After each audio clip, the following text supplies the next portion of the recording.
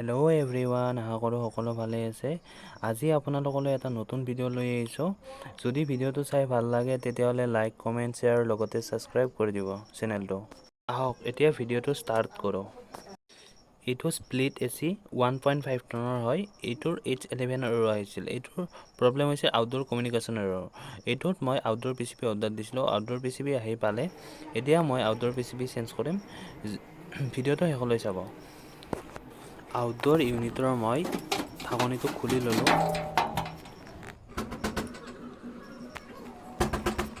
এইটো PCBটো হয়। এইটো আপোনাৰ কাৰ্টুনটো খুলি ল'ম এতিয়া মই। এইটো PCB হয়।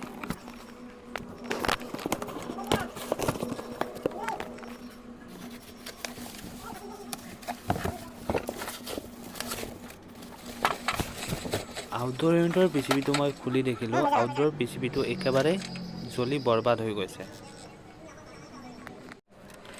কম্প্ৰেছৰৰ পৰা মই জেক তিনিটা খুলি ল'লোঁ লাহেকৈ।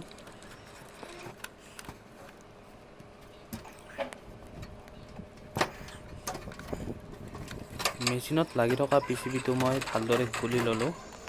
নতুন PCBটো কানেকশ্যনবিলাক লগাই ল'লোঁ।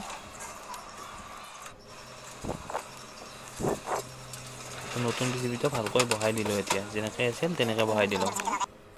নতুন PCB লগাই দিলোঁ আৰু ছাৰক ক'লোঁ মেচিনটো অন কৰি দিবলৈ।